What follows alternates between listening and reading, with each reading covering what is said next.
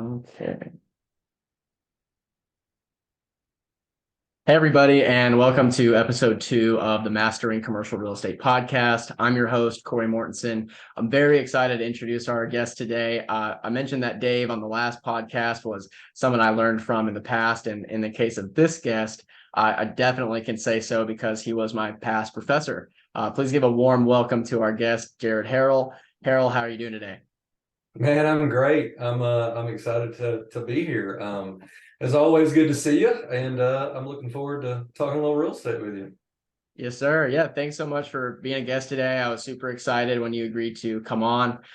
Professor Harrell is a professor of real estate at Texas Tech, Rawls College of Business, where he teaches real estate fundamentals, real estate investments, real estate law, and he is also the faculty advisor to the real estate organization at Texas Tech, which gives students a direct look at how the commercial real estate world works. So I want to start by talking about your background, how you got started in your professional career, and kind of just go from there. Sure. Yeah, well, I have a very, I would say, non-traditional path, although really when I look back, all roads were kind of leading me to where I am at Texas Tech. But I'll give you the brief all the way back, and then probably the more relevant stuff a little more there going forward. But I'm an Aggie, although I'm running the real estate program at Texas Tech. I went to undergrad at Texas A&M, graduated with an engineering degree. Then from there, I went to law school. Law school had kind of been my long-term plan for a while, although I really didn't know why, to be honest with you. My undergrad degree was in engineering, and I thought I wanted to be a patent lawyer. And I took one patent law class in law school and realized like that is not what I want to do. Could be one of the more boring professions out there. And so after law school, I got a job working in real estate for a law firm in Fort Worth. At the time, they had a client that was involved in a very large governmental project. And that's really where I cut my teeth and got my first exposure to commercial real estate. But it was from the attorney kind of consultant lens, which I think is really very helpful, to be honest with you.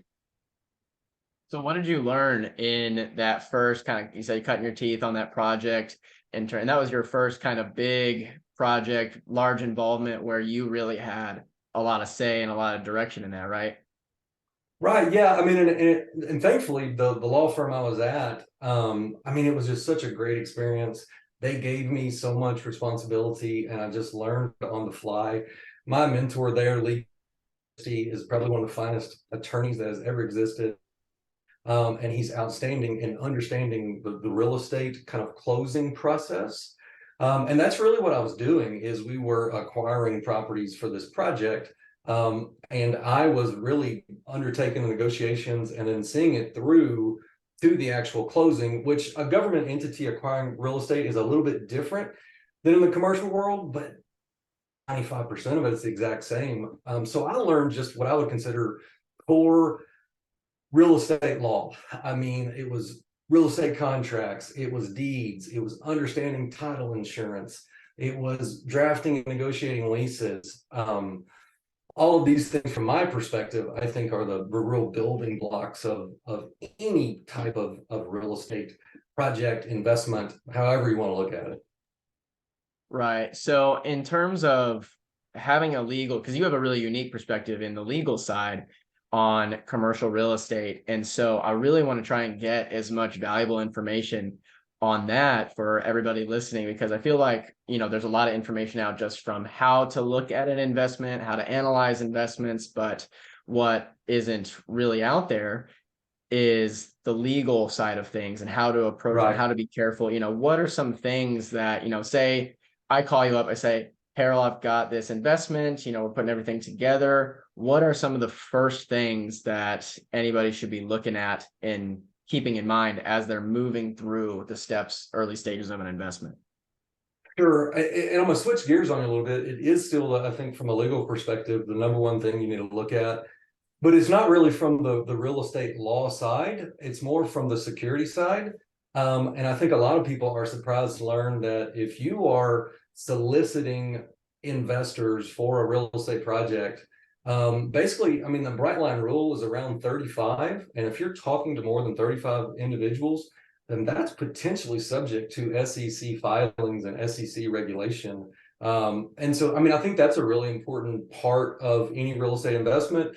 Obviously, that only applies to ones that are being syndicated, but I think probably most of your audience and what you do, knowing, what 1-9 is up to, it's involving some type of syndication with multiple investors. And so, yeah, I think that's the number one thing that people need to be aware of and look out for. Correct. Yeah, no, 100%. And for, say we're running an investment, it's called a syndication style investment project, and we are talking to both non-accredited and accredited investors. So we've got kind of a mixed bag of people. And for the sake of this example, the non-accredited are sophisticated. So Right. in that event, what are some of the things to get this deal syndicated and get the investors across the finish line that would be different from any other situation? Yeah. So, I mean, I think number one, kind of from that perspective, the first thing you can do is everybody you talk to that indicates an interest is to ask them if they are an accredited investor. I mean, I get it. There are different takes on that rule and kind of reaching that qualification, but from a sponsor side, that's really a safe haven for you. And so, I mean, at the same time, I get it, man. I was in the early stages of my career and I was really anxious to jump in and start doing some deals. And I know I wouldn't have been an accredited investor. And I think it's important for people to be able to get investing experience from that. And so I'm not saying, everybody has to screen it up front, but I think if you want to be ultimately safe, right, depending on your level of risk aversion, but if you came to me as a real estate attorney, that would be the piece of advice I gave you, is if I was an attorney advising you, which I'm not, right? But if I were, I would give that piece of advice. I think that's just the easiest way from the sponsor side to stay really above board and, just relieve yourself of a lot of potentially sleepless nights. 100%. So I want to talk more about your professional career and what you learned Sure. during that time. So were there any really key moments during your professional tenure that you can remember and go back to and say, this was a huge learning experience for me where I really gained a lot of knowledge and experience? Yeah, I mean, I can remember the very first closing that I was truly in charge of, and I was probably second year attorney, right? I mean, my boss that I'd mentioned, I worked directly under him, and he involved me very quickly. But it was about 2 years when I was like, this is mine, I'm handling it, and it was the first one. And I remember sitting in front of my computer, like blocking the rest of the world out, right? In retrospect, it's kind of silly, right? Like after you've done a couple of closings, you realize like, well, it's not that big of an event, right? It's run down there. But I blocked the whole day off. I was at my computer, man. I was monitoring emails. Like I was treating this like somebody had given me the nuclear codes, man. But I mean, I think that was a good learning experience for me.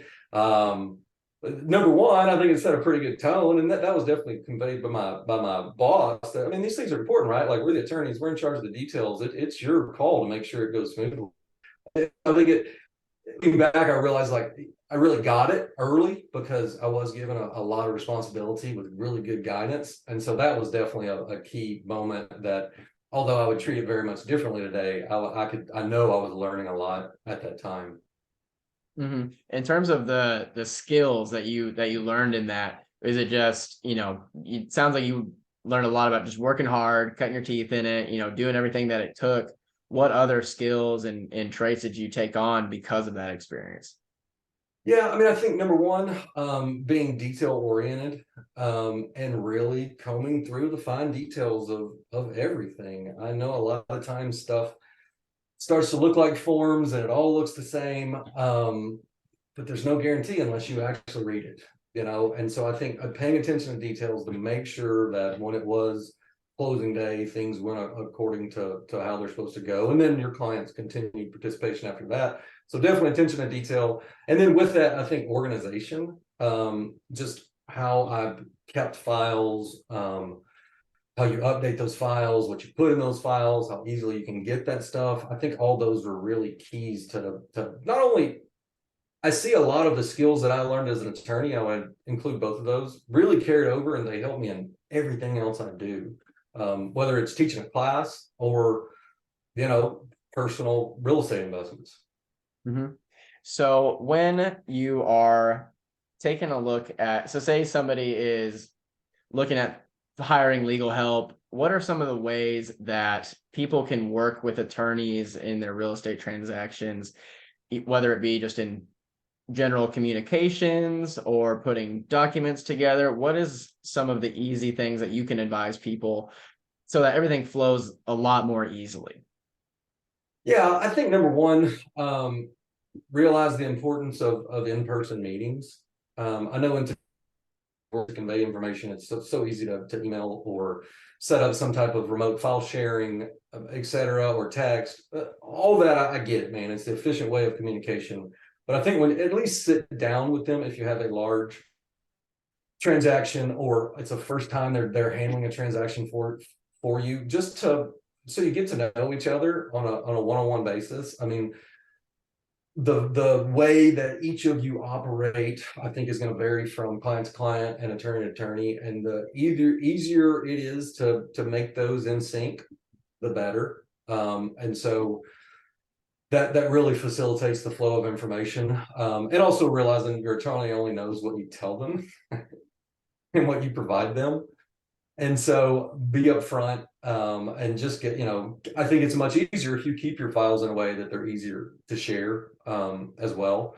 And so just kind of seeing it from the lawyer's perspective, and they can give you the best representation if they know you and they can get the information they need in an efficient manner. Sure. So that's a good couple of examples for do's. What are some of the don'ts, and what are some of the things that make things harder for you as the attorney and working with a client? Yeah, I mean, I think understand that attorneys work according to deadlines, right? I mean, most of the time, what you're doing is driven by some type of deadline, whether it's a negotiation or a contract closing or a loan, right? And understand that they've got a lot of clients, and if you give them an unreasonably short deadline, I mean, you can't automatically be expected that you're going to be lifted to the top, right? I mean, so number one, give them as much lead time as possible. So don't be the client that emails you at night and then with expecting a fully drafted contract the next morning. I think that's a big one. Back to my old mentor at the law firm, he told me kind of the saying was, there are three ways that I can provide you a service. I can provide it well, right? I can do a really good job. I can provide it fast, right? And I can provide it cheaply. You get two of those, right? You can't have all three. Two of them I can do. So I thought that was pretty good advice. Yeah. Oh, that's great. So I want to move on to what your role is at Texas Tech with the real estate organization and your work there. So tell us how that got started and what your experience with the real estate organization has been like so far. Sure. And I guess to bridge the gap, I'll just give you the quick story of how I transitioned legal career into Perfect. Texas Tech. So after I practiced law for 12 years, literally I was looking, my wife is from Lubbock. And so we'd always entertain the idea of maybe getting back. My wife was 2 years, my daughter was 2 years old at the time. I mean, just working for large law firms for 12 years, I was looking to do something a little slower pace. And I found the job at a professor posting on indeed.com, applied, and then it all came together, and I moved from the law firm to teaching class at Texas Tech, in pretty quick succession, once the ball got rolling. And so that really, at that point I was coming in, and I had taught as an adjunct at UTA for 2 semesters, but I mean, I hadn't been a college professor, and I really just had to figure it out pretty quick. At the time, there was one other real estate professor, Dr. Paul Goebel, who was really my mentor when I transitioned to the university world. He was really responsible for the founding of the real estate program at Texas Tech. But our faculty numbers had decreased quickly at that time. That was one of the reasons that I came over. Also, at that exact same time, Dr. Gold became dean of the business school.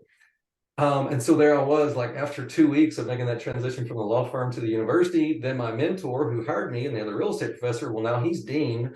So, I mean, his schedule is full, right? I mean, yeah, he was still around, but his responsibilities just increased exponentially. He didn't really have time to train me and bring me on. And so, although he was there, I really had to learn it from the ground up, which is a really good way because I came in and got a baseline assessment of the Texas Tech real estate program. And I was really impressed.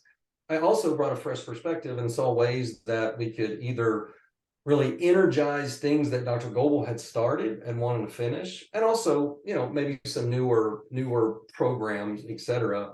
And so one of the really strong components when I came in, and really my first exposure, was there was a student club. It was the real estate organization. And so I was almost like a freshman new member, right? Like, but I was the advisor my first semester. And so I learned, really quick what works, what doesn't work. I was just, I mean, looking back, I didn't realize it at the time, but I was just drinking from the fire hose and transitioning my career from a real estate attorney to now a university professor that's an advisor to a student organization. And I'm like driving the bus on field trips. And yeah, I learned it all pretty quick. So Yeah, and he's not kidding when he says driving the bus. He literally would be driving us all over the town, Dallas, Austin, and everywhere on right. these industry trips. So yeah, Yeah, I so had a full on head of hair before I started, doing that. So I don't know. so on the real estate organization note, what is that? What does that look like for anybody that isn't familiar with these collegiate real estate programs? Because I didn't even know that was an option when I started at Texas Tech. So Sure. I started 2014, graduated 2018, and I was going through the business school trying to find my major, and I knew it was going to be business. I didn't know where I was going to land. Energy commerce looked really attractive with their first year higher salaries. I was interested in the oil and gas industry, and I didn't even know it yet, but real estate. And the way I got into real estate was I went through those interviews because that was a program where you had to be admitted into the energy commerce major. And so in my interviews with the actual people who were working at Exxon, Shell, BP, all these other oil and gas companies, I said, what is your experience? How did you get to this role? And I think 9 out of 10 of them said commercial real estate. Really? And yeah, I didn't even know what that was. I knew residential real estate, but it had never occurred to me what goes on behind the scenes for these buildings, everything else that's not residential. And so that really got the wheels turning. And then shortly after being in that program for a while, I realized like, well, oil and gas just isn't for me. It's, I'm either going to be a GIS guy or a landman. And so either way, it's going to be very ho-hum, very archaic industry, very behind in the times. And that just wasn't exciting for me just because I'm more industrious and entrepreneurial and out there. And so I started looking around at Texas Tech. I said, what are my options? And when came back to that thought of, well, everybody came from commercial real estate, what does that look like? And that's how I got plugged into the real estate organization program with you and in that organization. So for everybody that's listening and isn't familiar, what does a real estate organization do? How does it help the students and things like that? Sure. Yeah. And so it really started and still is at its core. It's the student club, right? It's the student on campus club associated with commercial real estate. It's open to any Texas Tech student, although the majority of our students tend to be business school majors and particularly finance majors because that's what department I'm in. That's where I hear about it from me and my colleagues, but it's open to the entire campus. And so it's our student club, but I think it's a little bit more than that. And because we have such a strong alumni component, and I mean, our students are great, and students like you want to continue to give back and stay involved, that it's almost transitioned from just a student club to almost a fraternity, sorority type organization, to where there's an alumni component that really ties it together. And so at its core, that's what it is. It fits into the bigger picture of the real estate center at Texas Tech, which has 4 objectives. One of those is academics, the classes we teach. The second of those is student experiences carried out through the real estate organization. The third is research, which our faculty do. And then the fourth is alumni or industry engagement. And so that's the professional side and connecting students with professionals such as yourself, which kind of Rio facilitates also. But that's where it fits in kind of the bigger picture of the Center for Real Estate at Texas Tech. Would you say that those industry trips are the most valuable component to the program and to the organization, or is it another aspect? No, I think it's two. I think the industry trips are without a doubt the quickest learning experience for students. I can't tell you the countless discussions and stories I've heard from students that I mean, they know, right? They understand the basics. They might have taken one real estate class, but then to go out and just immerse yourself and talk real estate for 2 days with industry professionals, whether that's meeting them at their firm or connecting with you at a happy hour, right? I mean, they just learn, and all the pieces of the industry start to fit together. That it's an unmatched learning experience. I think also the second really valuable thing we do is we provide software trainings for our students. And so the club will host or sponsor various software companies to come on campus, and they get the trainings at a really discounted cost. And as you know, I mean, that's just such a desirable skill in the industry. And specifically, I'm talking about we'll bring in Argus, and then we'll bring in TREP. In the past, we've had REFM, we've had speakers from ACRE. And so I try and get as much of this software platform just in front of them, because I think they really need to be exposed to that. And so, yeah, Rio kind of facilitates that happening by offering it to the members. 100%. And in my experience with going on those industry trips and actually being a part of that, I know for me, and going back to what I was saying earlier, kind of trying to figure out what am I doing here, because what, 19, 20, 21-year-old has any idea of the ins and outs of commercial real estate, whether it's corporate or anything else, really. Right. Yeah, I know. And so, honestly, you're pretty advanced if even as a junior, you have an interest in commercial real estate, right? Like I would say 80% of students that even succeed in real estate don't maybe develop that true interest until later, either as a senior or maybe even when they graduated. So at a junior, if you're just generally interested in commercial real estate, you're ahead of the game. But I think it takes another step from that is, all right, you're interested in commercial real estate. Great. What do you want to do, right? Do you want to be a broker? Do you want to be an analyst? Do you want to be an appraiser? Do you want to be a lender?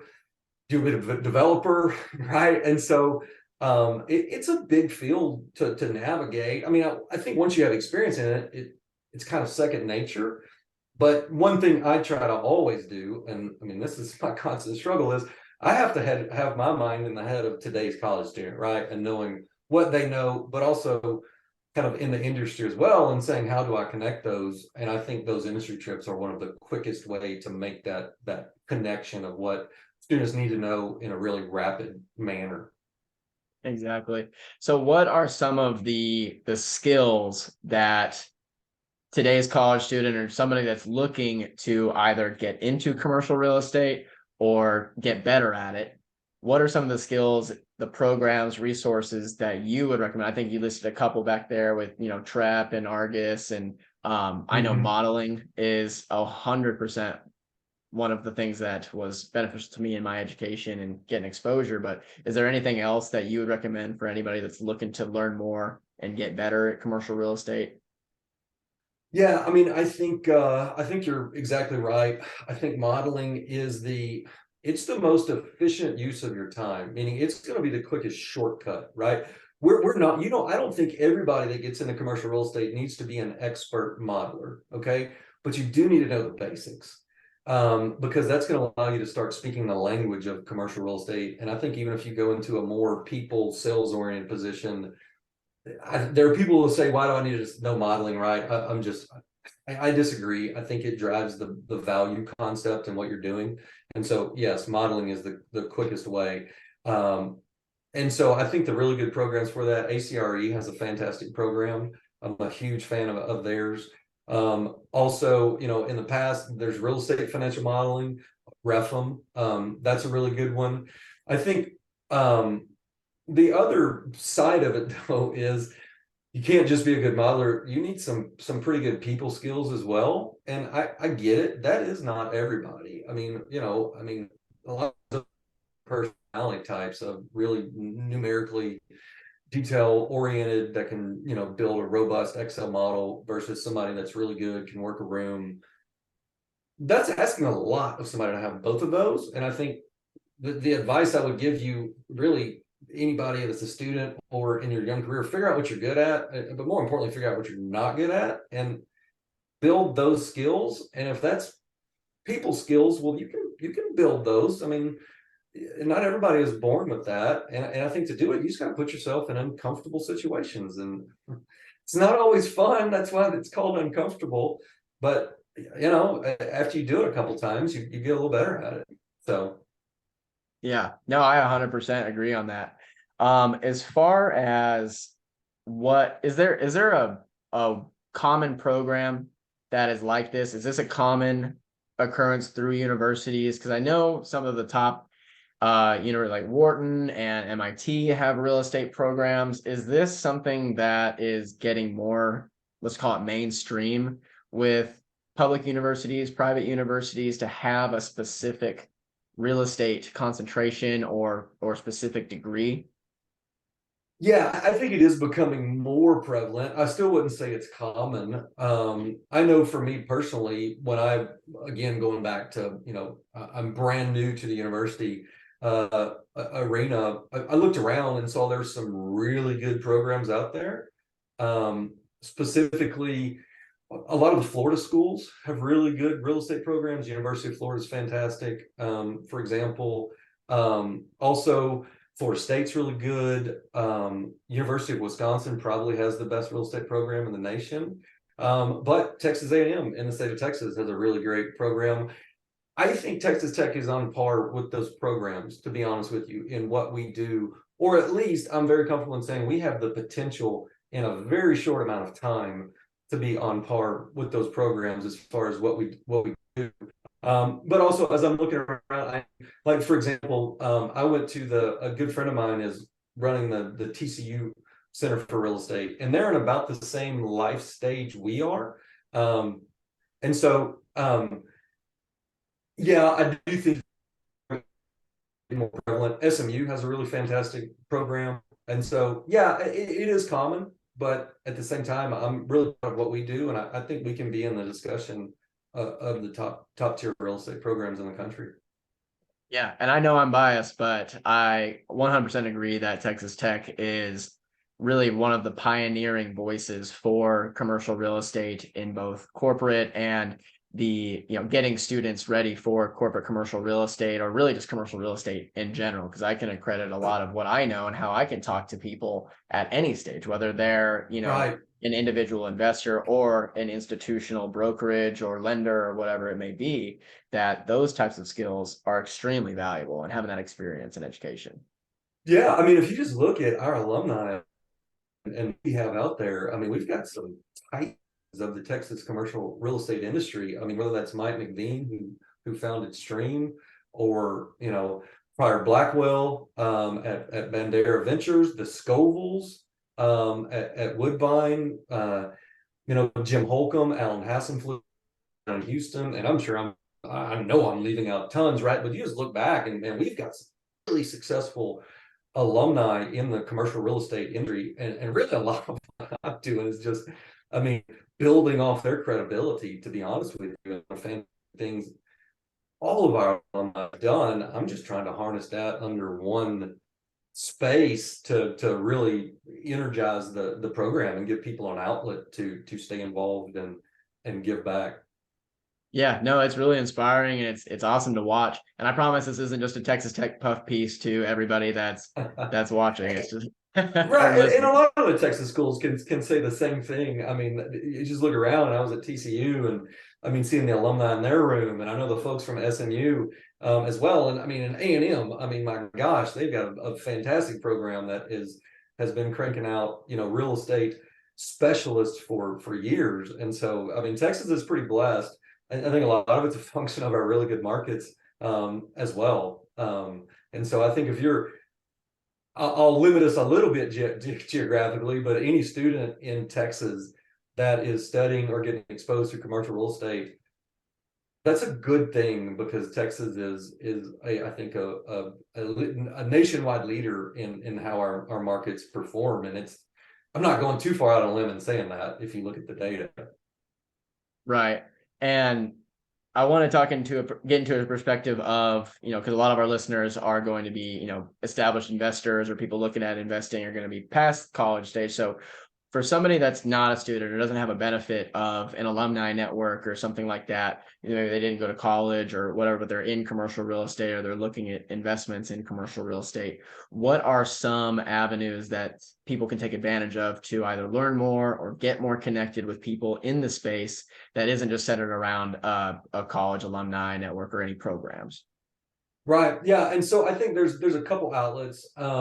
Number one, a lot of those software programs that I mentioned that we provide to students, I mean, the exact same thing is available for you, right? These are nationwide programs. And you can take some of those programs, and I mean, you can be competitive pretty quickly in just learning the basics, and particularly the modeling skills that they teach. Also, there are some really good, I would call them transitory programs out there. I know James Ray at MetLife in Dallas has a program. I think it's called Commercial Real Estate Analyst or CRE Analyst. But really, it's a supercharged, like, 3-month program where they're teaching you modeling skills, but also pairing you with industry mentors.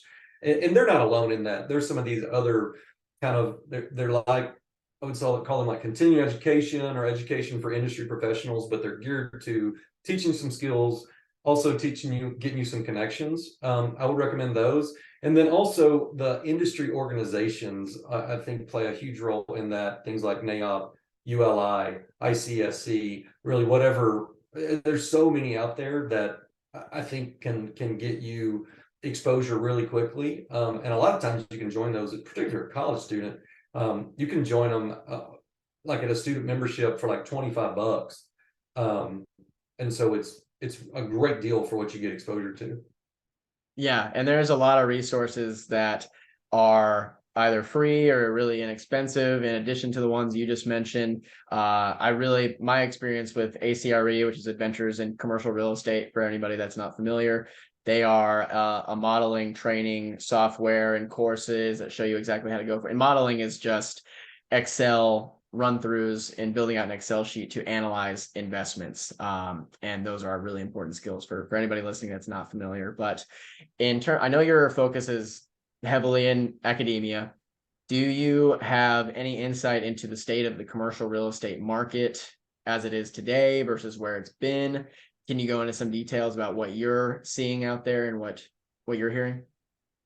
Yeah, I mean, I think obviously the big driver of everything these days in this revolves around interest rates. And so, that's making deals harder to put together, because so much of your initial cash flow is going to have to go to service debt, right? And so that has the effect of potentially pushing down valuations. And I think you're seeing that there's some price softening in the market. And so I think what that's leading to is a lot of people being patient. They're just saying, well, I'm just going to put things on pause for a little bit.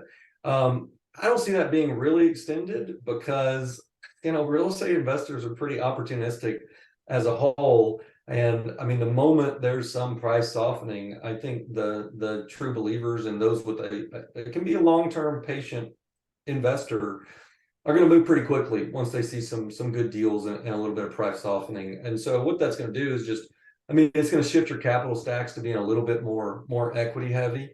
Can't have a higher LTV because you can't service that much debt. And also, for those reasons I talked about, the market's going to favor those with cash or less need for debt that can move quickly. And so I think that's a very broad brush. Obviously, you can get into different product sectors, and I mean, retail and office are not going to be the same, but that's my perspective and what you're seeing overall in the market today. Mm-hmm. Do you see any one specific asset class under the umbrella of commercial real estate outshining anything else in the next year or two? or do you have any underdogs that you think might actually change up in terms of what people are talking about? I mean, I think retail. I think retail is the new industrial. As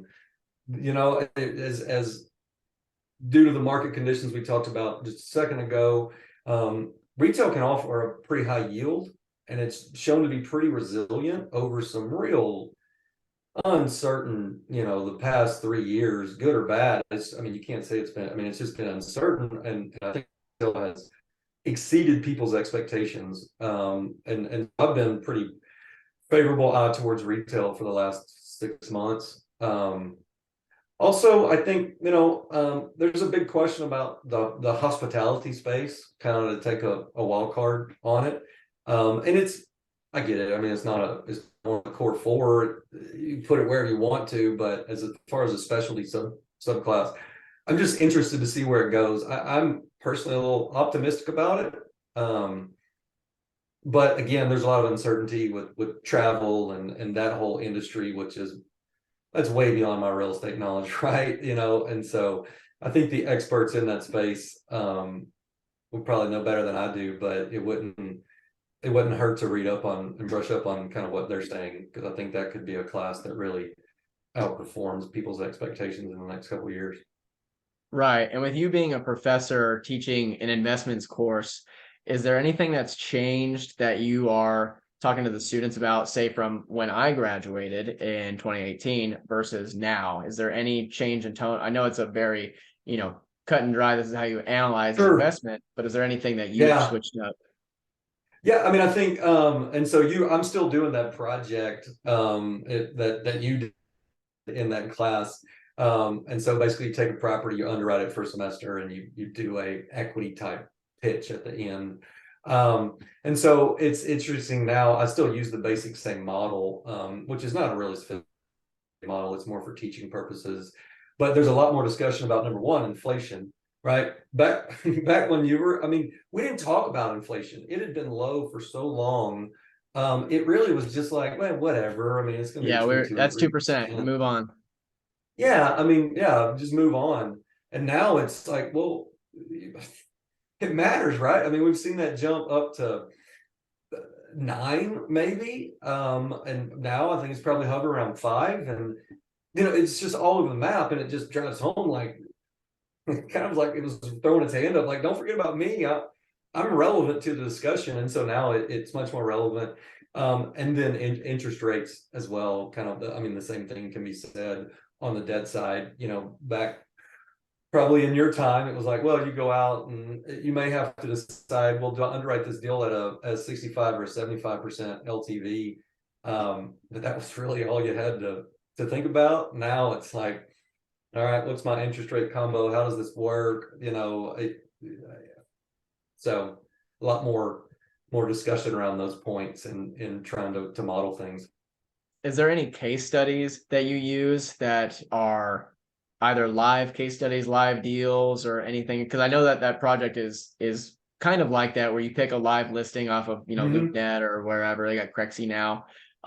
Is there any case studies that you use as a benchmark for this is how a real estate investment was underwritten versus how it went? No, I mean, so we do have a case study. So in the classes, I always like it because the students get to pick their own property. And so, yeah, I mean, you could consider each one of those a live one, right? But then this past spring, we had a student competition where they did a live case study. It was actually written by TREP, our friends Lonnie Hendry and Dr. Bushbaum, who's there now. We wrote a case study for this competition. It was about an office building in downtown Dallas and converting it to multifamily residential. And it was live time.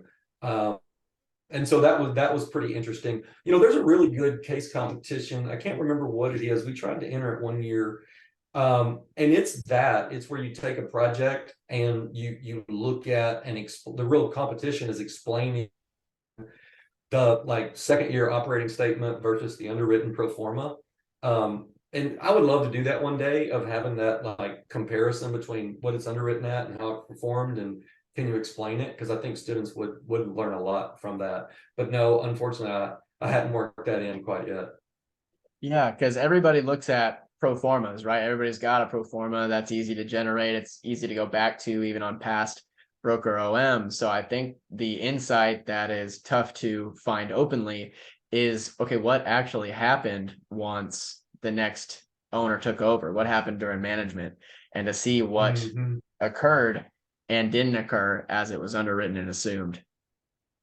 Yeah, and I think that's what your really good real estate investors and funds are doing on a continual basis. And they're having, with all of this information, it's so much easier for investors to have access to that stuff and keep it, right. Like it's not 10 years ago, you probably wouldn't save the OM to your hard drive and have it, right? But now you do. And so I think investors now have the ability to kind of hold people accountable and say, well, this is what your OM said, and this is what your year two NOI was, and what's going on. And I think that's helpful from a student exercise perspective is, well, number one, can you recognize that? But then number two, can you explain it?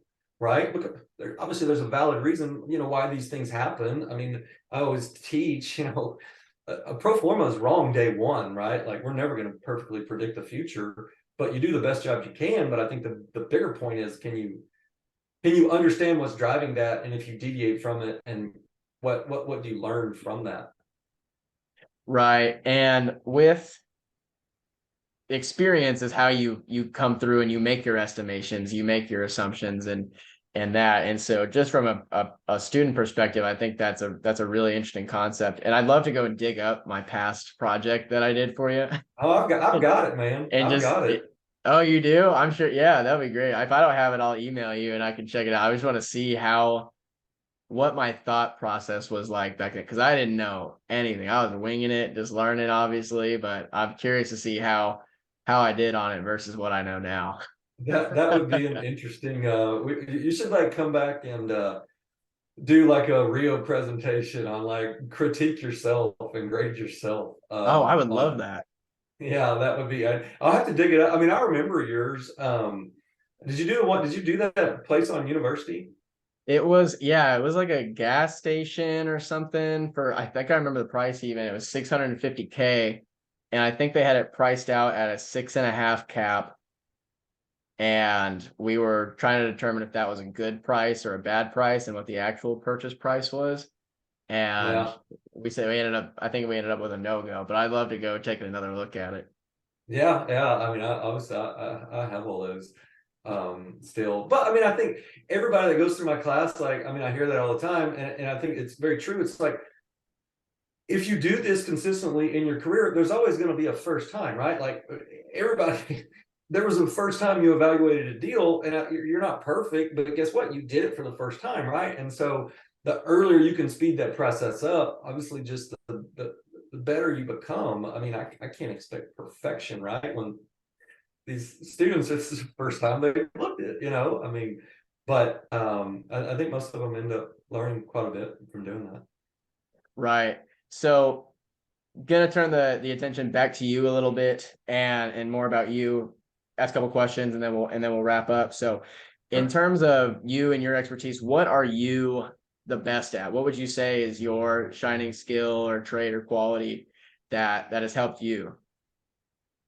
Yeah, I mean, I think deal structuring was kind of my go-to. Like my later years of my legal career. That's really what I did, and that's bringing together a lot of aspects. It's those core real estate closing type building blocks that I talked about at my first firm. But also, as I later on, got into my career, it was also understanding the joint venture structuring side, right, and how to put together the company agreement, and how to structure that equity.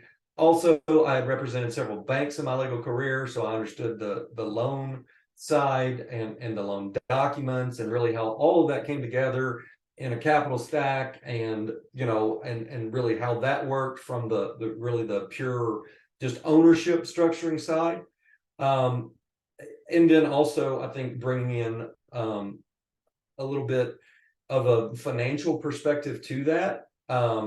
So didn't mention it, but after I practiced law 5 years at that first law firm, I went back and got a master's of finance and then practiced for 7 more years. And so I kind of brought all that to the really overall transaction. And that's probably what I'm best at. I still do it today. I also didn't talk about, I'm general counsel to a private foundation, the Miles Foundation out of Fort Worth, on a very limited basis. But I still get to do that because I'm still very involved in their investments and their deals. I'm part of their investment committee. Obviously, I'm not, the closing attorney because I do have a full-time job at Texas Tech. But that's fun to me. I enjoy that. I think that's one of the reasons I probably developed to be good at it is because it's fun. I still like it today of taking that and saying, all right, I like this property. How do you put a deal together around it, from all those different perspectives? Mm-hmm. When putting a joint venture together, what is kind of the key things that make a successful joint venture successful? Either it be in operating, vetting members, what's kind of your top 1 or 2? Yeah, I think incentives matter, man. That's the point of a joint venture, is to set it up so that everybody is properly incentivized. And that's the beauty of it. And that's how that structure really adds value. And I think understanding that, the relative value of what those incentives are, whether that be a preferred return, whether that be a promote, right? And who's getting it and how's that going to make them behave? I think just from a really philosophical, like structuring perspective, I think that's the most important. And having an open and honest conversation around it, about the people involved and what they're expecting to get out of the deal and what they've contributed in order to get that. I think that's the biggest thing you can do up front, is just clearly expectations, because that's going to avoid a lot of potential pitfalls on the back end, or just honestly the deal not being as successful as it should be. Right. No, I think that's great advice. And so I wanted to ask 2 more questions. And what are your goals for the year? What are you really focused on, whether it's personal, business, or the college or anything like that? What are your goals that you're looking forward to? Yeah, probably my number 1 goal is continuous development of the Center for Real Estate. That's really that's evolved into my kind of passion project. I think if I leave anything for good behind me other than my daughter, it's going to be the Center for Real Estate. And so I'm really excited about the potential there. And we've made leaps and bounds, but there's just so much to be done still. And it's interesting because that kind of relates back to, we're at the phase of really structuring this thing and setting it up for long-term success. And so I don't really have a metric on that to measure that by the end of the year, but I hope we have as much, if not more, continual growth over the next 12 months that we did for the previous 12 months. Perfect. No, that's awesome. And then any last piece, you've given amazing advice throughout the whole show here. Thank you so much for being a guest. It was an absolute honor to have you on as a guest. And just what's the last piece of advice for everybody listening to fire us up before we take off? Sure. Well, number 1, it's been a pleasure, man. It's great to see you, Corey. It's always awesome when I see former students out there succeeding, and more than anything, just, man, you're liking what you do, and I think that's one of the great things about real estate. And so that's very fulfilling and makes me proud, just to see you doing what you love and you're enjoying it. So and probably with that, I know it sounds so cliche, but make sure you're doing it for the right reasons. I see this in real estate, and so many people have the profit motive. And dude, I'm the biggest capitalist there is. Like, I get it. You heard me talking about incentives and everything else. I get it. But I don't really have experience, but I guess I've seen other people, and I just do it. And I can tell you, the monetary success is not nearly as fulfilling as doing it for the right reasons, as in you find it fun and you find a way to contribute value, and whether that be, structuring a deal and bringing your friends in and making them money, I mean, that's all well and good, right? Like that's awesome. And I think that's part of the fun of real estate. But I think I do see some people and some students, and they just see commercial real estate as a get rich quick industry. It's just a means to an end. And yeah, there are examples of that over time, but there's not a whole lot, to be honest with you. I think the people that succeed do it for the right reasons, and they have long continued sustained success approaching it that way. And so yeah, that's kind of my advice I would give anybody, and I think that applies at whatever stage of your career. We were just in Austin, and our last visit was with Edvin at Pennybacker. Yeah.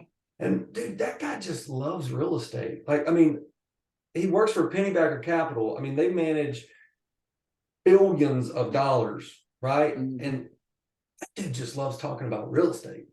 I mean, and that's what's fun. And I think if you focus too much on the profit motive, you maybe lose that a little bit. No, I 100% agree. And that is an awesome piece of advice for everybody. Love what you do it for the right reasons, and it will be much, much harder to fail. Professor Jared Harrell, thank you so much again for being on today. It was an honor and a pleasure. Thanks, man. Really appreciate it, Corey. Let's do it again. Thanks, guys. This was the second episode of the Mastering Commercial Real Estate podcast, and we look forward to putting out more great content for you. Until next time, I'm Corey Mortensen. All right.